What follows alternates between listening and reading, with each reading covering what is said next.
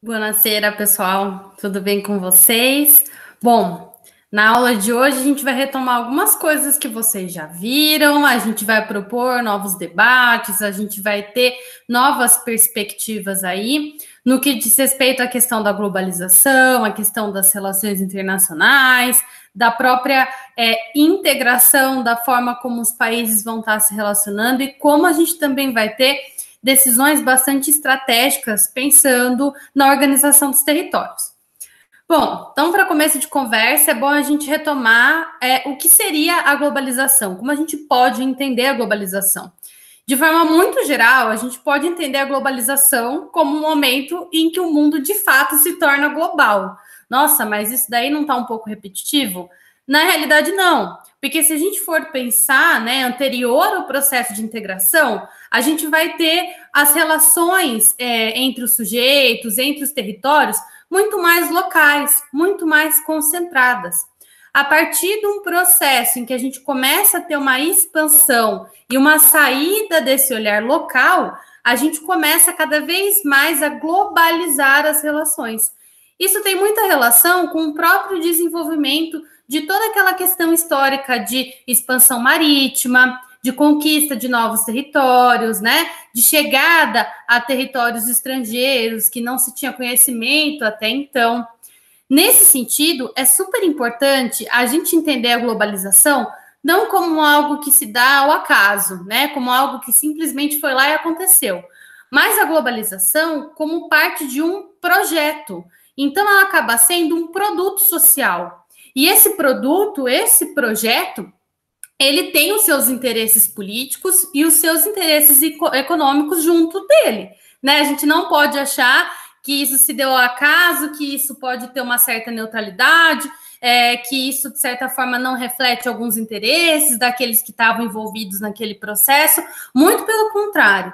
A globalização, como ela se desenvolveu e como ela está se estabelecendo hoje, é um projeto e um processo de integração global baseado em todo o desenvolvimento do sistema capitalista, que eu imagino que vocês já devam lembrar mais ou menos como funciona, Bom, o que é importante a gente lembrar nessa história toda? Quando a gente pensa em projeto de globalização, em processo de globalização, a gente tem que lembrar que a perspectiva que nós temos, da forma como ela se concretizou, é eurocêntrica. Ai, Majô, mas o que é isso? Significa que toda a nossa perspectiva, nosso ponto de vista, a centralidade desse projeto de integração está ali concentrado no que seria compreendido como esse território europeu, esse ponto de vista, o interesse, a expansão através desse olhar europeu para além do próprio território europeu. Isso é importante porque vai explicar muita coisa para a gente, não somente nesse primeiro processo de integração lá no século XV, século XVI, mas em como esse processo ele foi se desenvolvendo no decorrer do tempo. Bom, para a gente entender como essa integração acontece, é importante a gente sempre ter em mente que quando nós pensamos nessas relações de poder, a gente pode estabelecer 3 grandes pilares, que são quais? Recursos, pessoas, população e território. Então, quando eu penso num processo de integração, quando eu penso num processo de globalização, eu nunca posso esquecer desses 3 pilares. Por quê? Esses 3 pilares mostram para mim quais são os interesses estratégicos daquela nação. Por que aquela nação está chegando em determinado local? Por que aquela nação está explorando determinado local? O que a população tem a ver com isso? Por que a população é tão importante nesse processo de expansão? Pensando nesse processo todo de integração, pessoal, esses 3 pilares são importantes porque são a partir deles que nós vamos ter aí o desenvolvimento dos diferentes níveis de integração entre diferentes locais. Então, vamos lá. Se a gente for parar para pensar, inicialmente nós tínhamos qual relação estabelecida dentro dessa nova perspectiva global? Nós tínhamos a relação metrópole-colônia. Então, a metrópole ela vai estar concentrando a acumulação, os recursos que eram explorados, enquanto a colônia vai ser aquele local de exploração, e não somente dos recursos, e não somente do território, mas também da população. Como a gente sabe, esse primeiro momento aí de integração desse mundo global capitalista diz respeito ao momento das grandes navegações, do mercantilismo, do trabalho escravo, né? A gente vai ter a escravização de determinadas populações estrategicamente aí retiradas e recolocadas, né, em determinados locais para poder favorecer cada vez mais a acumulação de recursos, a acumulação de capital nas metrópoles que estavam fazendo esse processo de integração, esse processo de exploração, tá certo? Então a gente começa a ter ali um primeiro mercado global. Conforme a gente vai tendo uma intensificação das relações, conforme essas relações vão se estabelecendo, conforme a gente vai tendo cada vez mais mudanças produtivas, de consumo, de exploração, a gente se encaminha para uma segunda etapa, né, aí de integração, que a gente pode colocar como um capitalismo industrial. Essa etapa, pessoal, é muito importante exatamente para o nosso tema da aula hoje, né? Porque nós estamos saindo de um processo, né, de uma integração colonial, o chamado colonialismo, daquela relação de metrópoles e colônias, e nós estamos passando para o que a gente pode chamar de era dos impérios, né? Dos imperialismos. Por quê? Nesse momento em que a gente vai estar passando por revoluções importantes, revoluções burguesas principalmente importantes, nós vamos estar passando aí por um período importantíssimo de revolução industrial, a gente não vai ter mais a mesma relação que nós tínhamos antes, entre metrópole e colônia. A gente vai ter a relação entre metrópoles e alguns países desenvolvidos, com o que nós chamamos de antigas colônias e também os iniciantes países subdesenvolvidos. Dentro desse processo, o que era muito importante? Eu ter matéria-prima para produzir cada vez mais. A gente não pode esquecer que a gente já está passando por um processo de revolução industrial, o que significa que a gente vai ter produção e consumo em massa. E eu também, era interessante naquele momento também ter uma mão de obra em massa para que o consumo também fosse em massa. Mas não caiam aí numa fantasia de que essa mão de obra vai ser bem remunerada, que essa mão de obra vai ter ótimas condições de trabalho, porque não. Para que o lucro ele de fato acontecesse, se concentrasse naquelas regiões historicamente centrais, vamos dizer assim, essa mão de obra é extremamente explorada, mas não mais a partir do trabalho escravo, mas sim a partir de um trabalho assalariado. Mesmo que muito baixo, esse salário favorecia o consumo. Consumo esse que era super importante para que a gente tivesse a reprodução industrial, né? Então, nesse contexto, quanto maior o meu expansionismo, maior aí a minha chegada em novos territórios para poder trazer cada vez mais recursos para a produção, mão de obra para poder auxiliar esse funcionamento desse sistema circular do capitalismo industrial, melhor. E dentro desse contexto, nós temos nações importantes para a gente colocar, né? A gente tem os Estados Unidos, a gente tem os ingleses, né? A Inglaterra muito forte, a gente também vai ter os franceses, os belgas.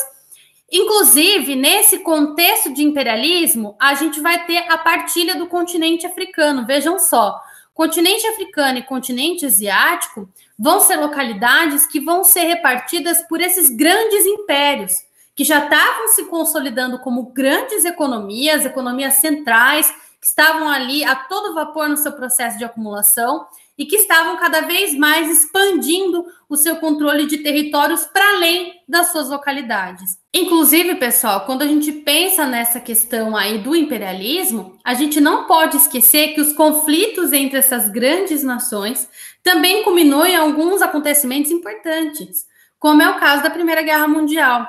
É uma guerra que vai ser muito pautada em toda a treta que estava se acontecendo naquele contexto de imperialismo, de expansão. Essa terra é minha, essa terra é do fulano, é do ciclano. Aquela terra é estratégica porque tem água, tem petróleo, eu tenho minérios para poder produzir, eu tenho uma mão de obra barata para poder explorar.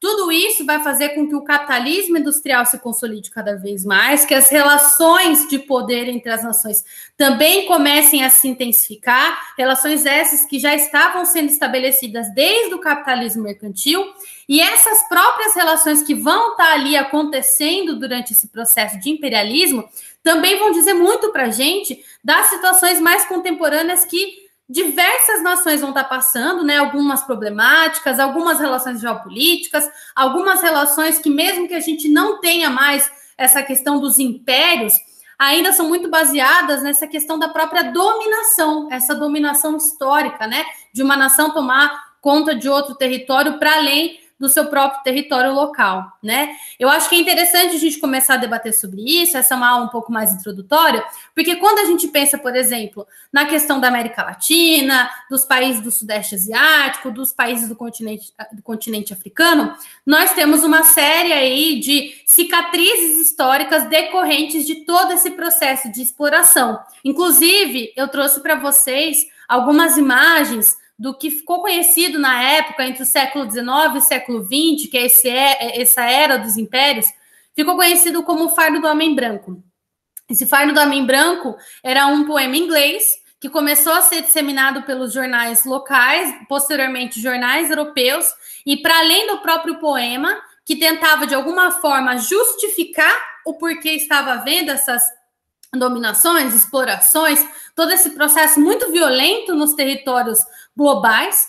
Para além do poema, a gente também tem uma série de figuras que vão estar, de certa forma, legitimando, ilustrando, mostrando quanto esses países, essas potências, eram super civilizadas, representavam um auge aí do desenvolvimento humano, enquanto os países que estavam sendo colonizados, estavam sendo ali dominados por esses impérios, representavam a barbárie, o subdesenvolvimento, a pobreza, né? E como que era muito difícil para essas pessoas, né, o homem branco, poder levar essa civilização para essas outras nações, né?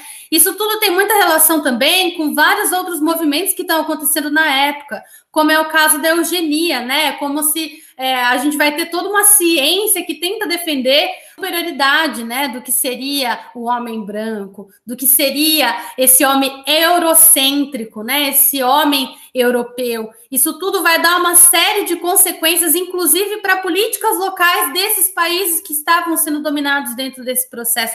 Inclusive, é nessa mesma época aí que o Brasil está soltando uma série de legislações que vão ser contrárias, vão ser violentas contra a população negra, a população indígena, a retirada de direitos dessa população. Tudo isso, vejam só, vai estar repercutindo, né, esse próprio movimento de expansionismo, de dominação, que estava partindo dessa centralidade, que naquele contexto vai ser a centralidade europeia, eurocentrada. Bom, gente, essa aula é um pouco mais introdutória, a gente vai continuar debatendo um pouco mais sobre isso. Eu espero que vocês tenham gostado. Qualquer dúvida, qualquer questionamento, estou disponível para a gente poder debater, tá bom? Um abraço e até mais.